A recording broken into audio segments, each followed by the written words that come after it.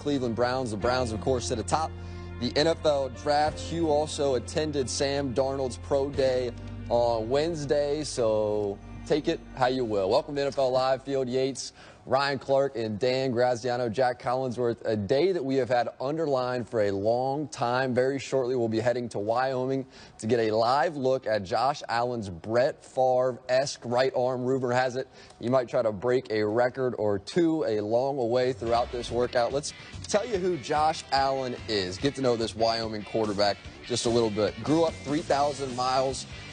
This is in California, Fireball, California, a little small town, 40 miles from Fresno. Allen received 0 D1 scholarship offers out of high school, but was awarded one to Wyoming. 1 year after spending time in JUCO, he went 16-10 as a starter for the Cowboys, including 2-0 against ranked teams. And Allen is Mel Kiper Jr.'s top quarterback prospect. With Pro Day just about 25 minutes or so away, we'll send it out to Wyoming, where Todd McShay and Mark Schwartz are holding it down. Fellas, take it away. All right, Jack, welcome to Laramie, Wyoming. Josh Allen country, the big sky and the big arm. His college coach, Craig Bold's here. He told me this morning, you're going to hear the football when Josh Allen throws it. And he also said that don't be surprised if Josh unleashes a 90-yard pass in this particular pro day. Is that something that you're expecting to see, Todd? That's what I've heard he's going to do. And, nothing will surprise me when it comes to his arm and his arm strength. The real question, though, for me is the natural accuracy. And I think that's what NFL teams are looking for here today. Again, no defense. You're not throwing with pads. It's a scripted workout, but it's an opportunity to show.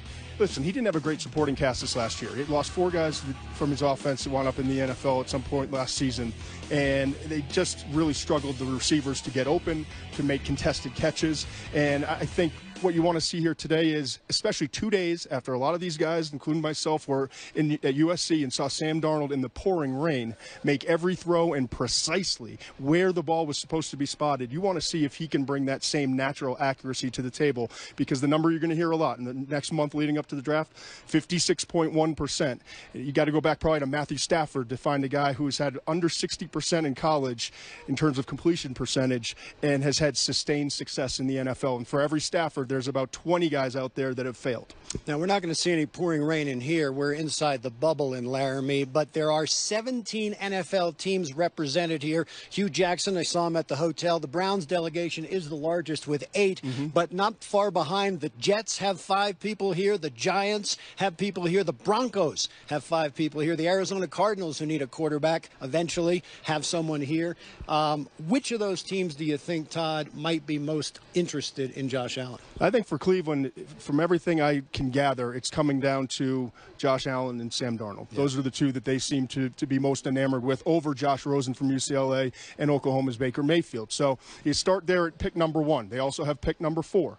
The Giants keep saying that they're not going to take a quarterback. I tend to believe them, but does that mean that the quarterback doesn't go number 2 with a team like Buffalo? 5 picks in the top 65, moving up to number 2 to get ahead of the Jets that just moved up to number 3. And the Jets are very likely, you're not moving up to number 3 if you're not taking a quarterback, giving away 3 second-round picks. So I think there's a real legitimate chance we see 1, 2, 3 with quarterbacks coming off the board. And I think Allen, if it's not number 1 overall, could easily go 2. And I don't think he would get past the Jets at number 3 if he was available. Now, in about a half hour, we're going to watch this guy unfurl this arm and see this velocity and strength. But you've watched him very closely on tape. Right. What have you seen?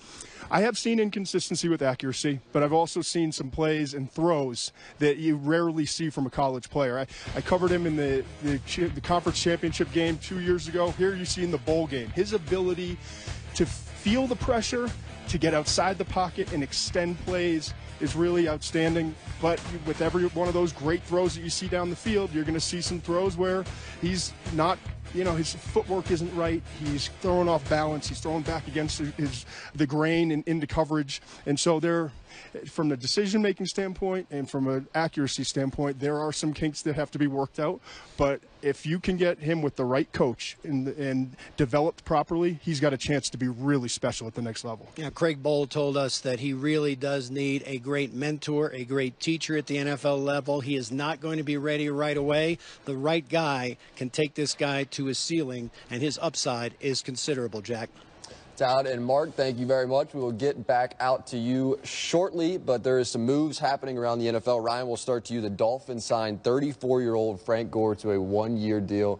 What do you make of it? I mean, Frank Gore is the guy that just won't stop. Look at all of these the University of Miami running backs. Frank Gore wasn't the one you talked about coming out. He goes to San Francisco, builds a career there. We're talking about a guy who was consistently giving you 1,000 yards a year, rushed for over 900 yards last year. He can't go be the bell cow there after 13 years of playing running back, but he can be a spell back. He can be a guy that's running back part of a committee, and I think he'll do a good job going back home and giving them a serviceable running back to be a part of that group along with Kenyon Drake. Speaking of former Miami Hurricanes, Alan Hurns, recently released by the Jacksonville Jaguars, is going to Dallas to be a part of the Cowboys' offensive attack, which has been retooled this offseason. They also signed Deontay Thompson. It's a 2-year deal. He told Josina Anderson, I'm signing with the Cowboys. He, of course, also visited the New York Jets. People reading into this and saying, is this about Des Bryant's future? I wouldn't go that far. Maybe tied more to Terrence Williams' health, and also a depth-level move for a nice player that became available somewhat unexpectedly after signing a lucrative deal with Jacksonville a couple off seasons ago.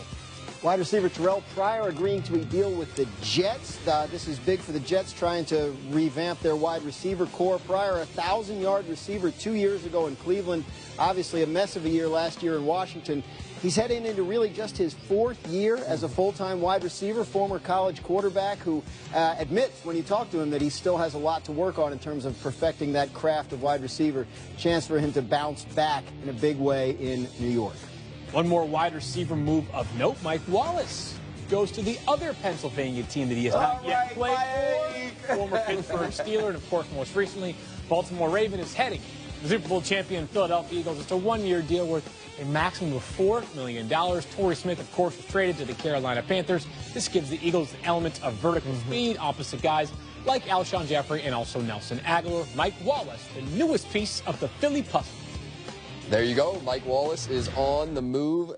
Jason Pierre-Paul, the trade that unfolded for us yesterday, he now goes to Tampa. We'll tell you how that impacts the Giants draft board, and Josh Allen's workout is coming your way live when we return.